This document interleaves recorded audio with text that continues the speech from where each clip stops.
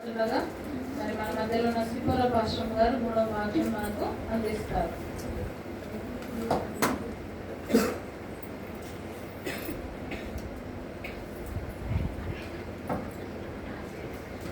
అందరికీ ప్రేయస్గా ఆశ్చర్యమైన ప్రేమ కల్వరిలోని ప్రేమ మరణము కంటే బలమైన ప్రేమది నన్ను జయించని ప్రేమ ఆశ్చర్యమైన ప్రేమ కల్వరిలోని ప్రేమ మరణము కంటే బలమైన ప్రేమది నన్ను జయించని ప్రేమ ఆశ్చర్యమైన ప్రేమ మరణమును వీడిన ప్రేమ ఆశిని వెదకిన ప్రేమ మరణమును వీడిన ప్రేమ ఆశిని వెదకిన ప్రేమ నన్ను కరుణించి ఆదరించి సేకరించి భరించే నన్ను కరుణించి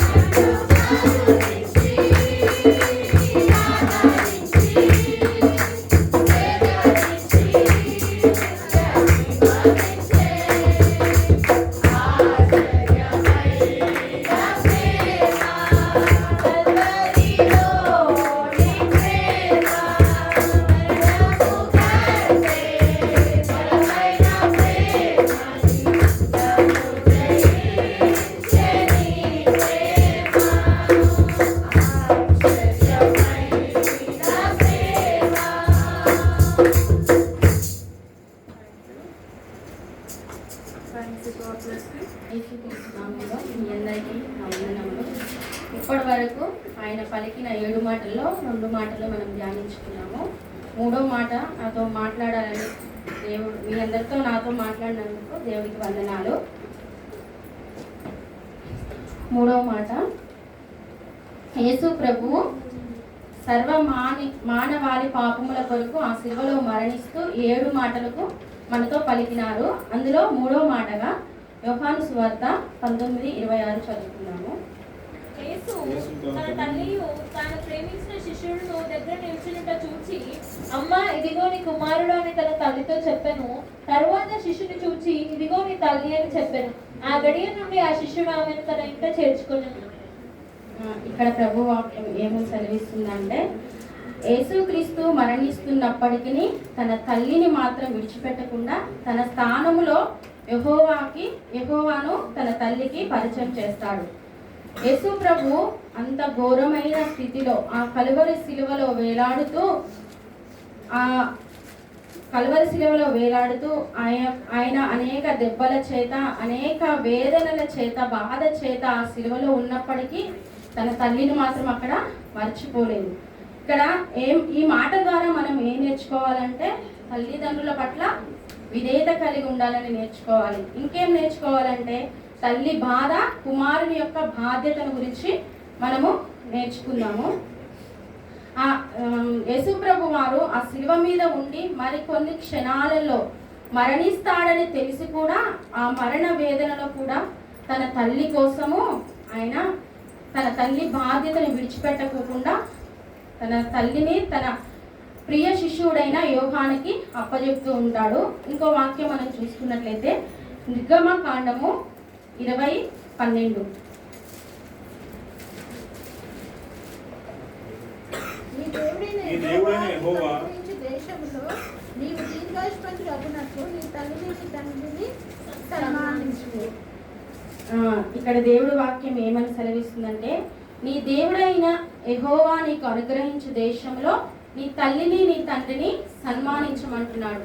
మన తల్లిని మన తండ్రిని ఎప్పుడైతే మనం సన్మానిస్తామో మనం దీర్ఘాయుష్మంతులం అవుతామంట. మనం ఇంకో వాక్యంలో కూడా ఏమ రాయబడి ఉంటుందంటే, ఎఫెసీలో కూడా అదే వాక్యం ఉంటుంది. 6:1 చూసినట్లయితే, పిల్లలారా ప్రభువునందు మీ తల్లిదండ్రులకు విధేయులైండుడి, ఇది ధర్మమే. నీకు మేలు కలుగునట్లు నీ తండ్రిని నీ తల్లిని సన్మానించుడు, అప్పుడు నీవు భూమి మీద దీర్ఘాయుష్మంతుడు అగుదువు. దేవుడు ఈ వాక్యంలో కూడా ఏం చెప్తున్నాడంటే మన తల్లిదండ్రులని సన్మానించమని సెలవిస్తుంది. ఎందుకంటే మొట్టమొదటిగా దేవుడు ఒక కుటుంబాన్ని కట్టాడు కాబట్టి మనని కూడా దేవుడు ఏమంటున్నాడంటే తల్లిదండ్రుల పట్ల విధేయత కలిగి వారి యందు శ్రద్ధ కలిగి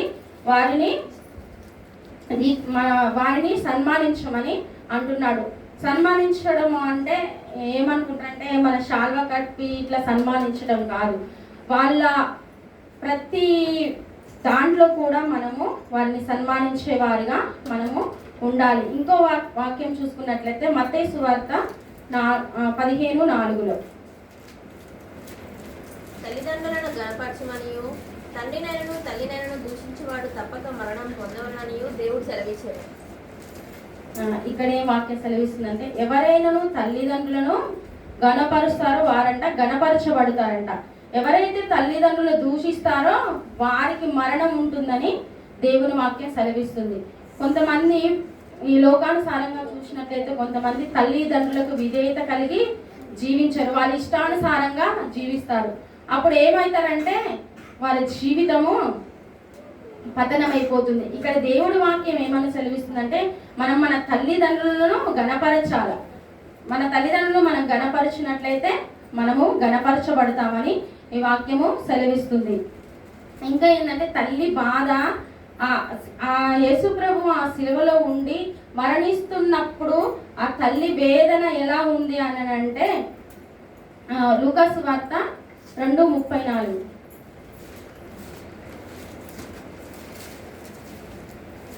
సుమయోను వారిని దీవించి, ఇదిగో అనేక హృదయాలోచనలు బయలుపడినట్లు ఇశ్రాయేలులో అనేకులు పడుటకును తిరిగి లేచుటకును వివాదాస్పదమైన గుర్తుగా ఈయన నియమింపబడి ఉన్నాడు.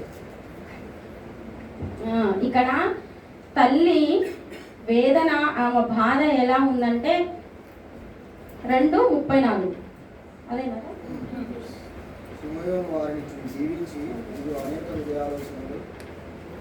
మొదటి తిమోతి 5:8 ఎవడైనను స్వకీయులను విశేషముగా తన ఇంటి వారిని సంరక్షింపక పోయిన ఎడల వాడు విశ్వాస త్యాగమును చేసిన వాడే అవిశ్వాసి కన్నా చెడ్డవాడై ఉండును. ఇక్కడ దేవుడి వాక్యం ఏమని సెలవిస్తుందంటే తిమోతి 5:8 వారి ఇంటి వారిని సంరక్షింపక మనం కూడా ఏం చేస్తామంటే ఇంట్లో బాధ్యతను వదిలిపెట్టి ఇతరులకు సహాయం చేస్తూ ఉంటాము. అలా కాక మన ఇంటి వారిని మనము సంరక్షించుకునే వారిలాగా మనం ఉండాలని దేవుడి వాక్యం సెలవిస్తుంది. అదేవిధంగా సామెతల్లో కూడా ఒకటి ఉంటుంది 2:23 సామెతలు 23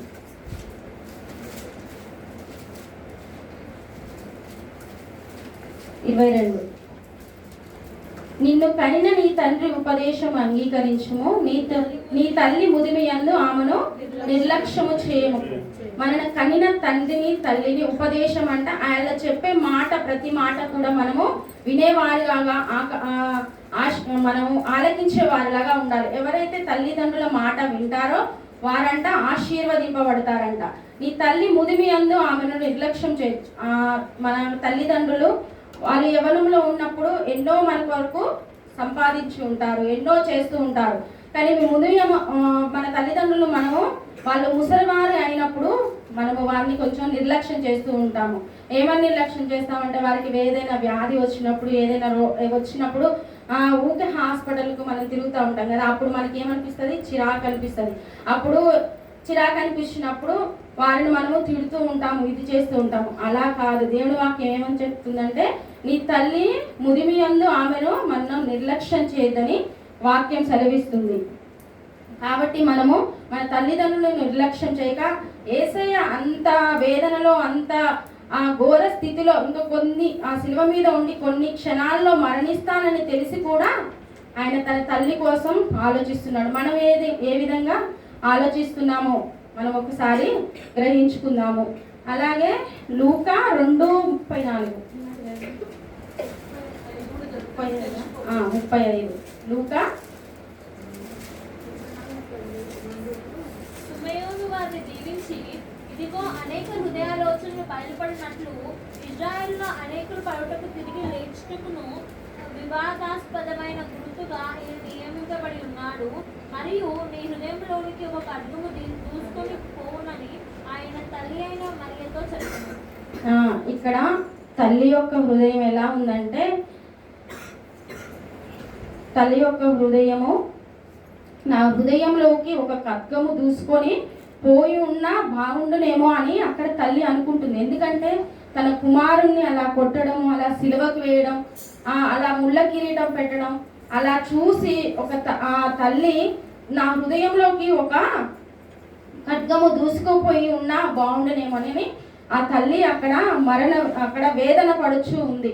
మనం కూడా అంతే, మన పిల్లలకి ఏమన్నా జరిగినా కూడా మనము తట్టుకోలేని స్థితిలో కూడా ఉంటాము. అక్కడ కూడా మరియా అలాగే తన కుమారుణ్ణి అలా బాధలు పెట్టడం, అలా ముళ్ళ కిరీటం పెట్టి అలా చేస్తూ ఉంటే ఆ తల్లి కూడా అక్కడ చూడలేకపోయి, నా హృదయంలోనికి కూడా ఒక ఖడ్గము దూసుకొని ఉంటే బాగుండదు, నేను కూడా మరణించి ఉండేదాన్నేమోనని అక్కడ ఆ వాక్యము సెలవిస్తుంది. మనం కూడా యేసు ప్రభు ఎలా అయితే తన తల్లి కోసం ఆ మరణ వేదనలో ఉండి కూడా బాధపడుతున్నాడో, మనము అక్కడ యేసు ప్రభు తన తండ్రి బాధ్యతను కూడా నెరవేర్చాడు. తన తల్లిదండ్రులకు లోబడ్డాడు కాబట్టి ఆయన మళ్ళీ పునరుజ్జీవమై తిరిగి లేచాడు. మనం కూడా మన తల్లి చెప్పే మాటలు వినుచు, వాళ్ళు చెప్పే బోధనందును, వాళ్ళు చెప్పే ప్రతి విషయంలో కూడా మనం కూడా లోబడి జీవించేవారుగా ఉందాము. ఇంకేంటంటే ఈ వాక్యం ద్వారా మనం తెలుసుకుంది ఏంటంటే, బాధలో ఉన్నప్పుడు కూడా ప్రేమను చూపించిన యేసయ్య. ఆ వాక్యము ఇంకేముందంటే, కుమారుని బాధ్యతను నెరవేర్చిన యేసయ్య ఇక్కడ మనకి ఉన్నాడు. మనం కూడా మన తల్లిదండ్రుల బాధ్యతను, మన తల్లిదండ్రుల పట్ల ప్రేమను కలిగి మనం కూడా జీవించాలని ఆశపడుతున్నాను. ఇంకేముందంటే, మన తల్లిదండ్రులకు మనం ఉదయందు నిర్లక్ష్యం చేయక వారిని మనం కాపాడుకునే వారిలాగా మనము ఉందాం. అన్యుల వలె మనము ఉండక, మనం ఒక దేవుని పిల్లల వలె ఆయన రాజ్యంలో మనం ఎలా అయితే మనం ఆశపడతామో, మన తల్లిదండ్రుల పట్ల మనం కూడా ఒక విధేయత కలిగి మనం కూడా జీవించాలని ప్రతి ఒక్కరిని కోరుకుంటూ చిన్ని వాక్యం దేవుడు దీవించును.